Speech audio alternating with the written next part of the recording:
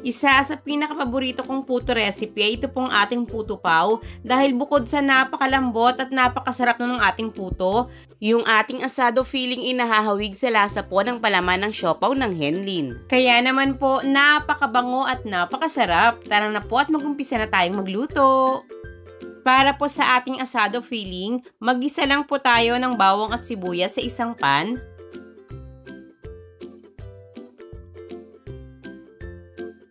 Sa klase ng karne na ating gagamitin, nakadepende na po ito sa inyo.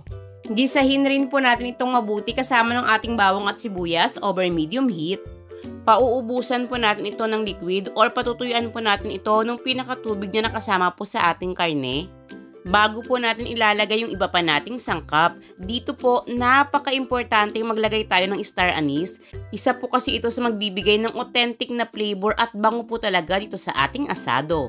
Nabibili po ito sa supermarket at sa palengke, napakamura lang naman po nito. Ilagay na rin po natin yung iba pa nating pampalasa na magbabalanse po sa sarap at linamnam ng atin pong asado. Naglagay na rin po tayo rito ng tubig para sa mas magluluto po dito po sa ating karne. Kapag kulong-kulo na at tuluyan na pong lumambot yung karne, maglalagay na po tayo rito ng slurry. Composed lang naman po ito ng cornstarch, tinunaw po sa tubig. Kapag nagluto po kayo nitong ating asado feeling, napakabango po talaga. Ngayon po ay luto na nga ito. Papatayin na po natin yung apoy sa ating kalan. Tatanggalin lang po natin yung star anise at laurel. Then palalamigin po natin ito. Para naman po sa ating puto ala Goldilocks recipe na alam kong napakarami sa inyo ang nakapagluto nito, napatunayan kung gaano kalambot at kasarap ito, paghahalu-haluin lang po natin yung lahat ng ating mga sangkap. Make sure lang po na iwasan nyo itong ma-overmix dahil malaki po yung magiging epekto nito sa pinaka-outcome ng ating puto. Makikita nyo naman po na mag-iiba na po yung pinaka-texture, yung makakapag-create na po kayo ng napakaraming bubbles. Kung sakaling ang concern nyo lang naman po kaya nyo to hinahalo pa ng gusto ay dahil nga po marami pang buo-buo, gawin nyo na lang po, salain nyo na lang po ito para makuha po yung smooth consistency. Dito nga po pala, large to XL size yung itlog na gamit ko. Kung sakaling small to medium size po yung inyong gagamitin, gawin nyo pong 3 piraso. Sa mga nagtatanong pa dito po sa ating liquid ingredients, kung instead of tubig, pwede raw pong gumamit ng evaporated milk. Yes, pwede naman po. Pero sa mga hindi pa po nakasubok nito, I can assure you dahil naman po gumamit tayo rito ng powdered milk, kahit tubig lang po yung ating inilagay, talaga naman pong napakasarap at napakalinamnam na po nito. Pero kung gusto nyo pa rin pong gumamit talaga ng evaporated milk, palitan nyo na lang po yung dami ng tubig. Pero tandaan nyo, i-check nyo po yung pinaka-consistency ng inyong puto butter. Kung sakaling medyo malapot pa po ito, magdagdag pa po kayo ng paunti-unti hanggang makuha nyo po yung ganitong consistency. Large molder yung gamit ko rito at hindi ko na po igigrease ito dahil nga po naglagay naman na po tayo ng oil din po sa ating butter.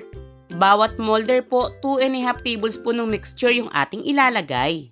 Dito po sa ating recipe ng puto, makakagawa po tayo ng 46 pieces. Kaya ang ginawa ko po para hindi po ako mahirapan sa pagtatansya, hinati ko na po agad sa 46 pieces din yung ating asado filling. Then dahan-dahan nyo po itong ilagay sa pinakaibabaw kung ayaw nyo pong lumubog yung inyong asado.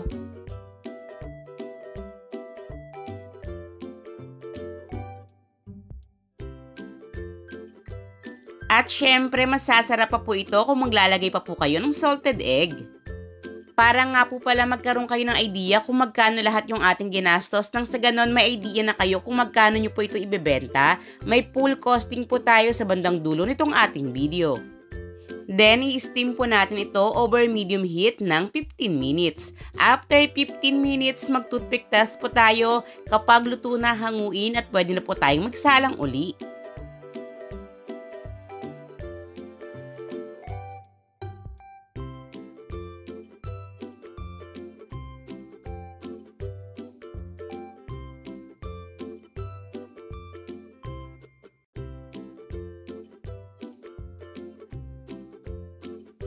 And charan! Heto na po yung ating maumbok, malambot, mabango, napakasarap at napakalinamnam na puto pao.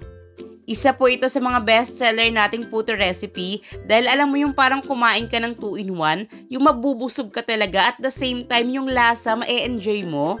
Malayo ko pa lang po dito sa ating puto pao, amoy na amoy muna yung aroma nito. Talaga naman pong parang tatawagin ka na please bilhin mo ko dahil napakasarap ko.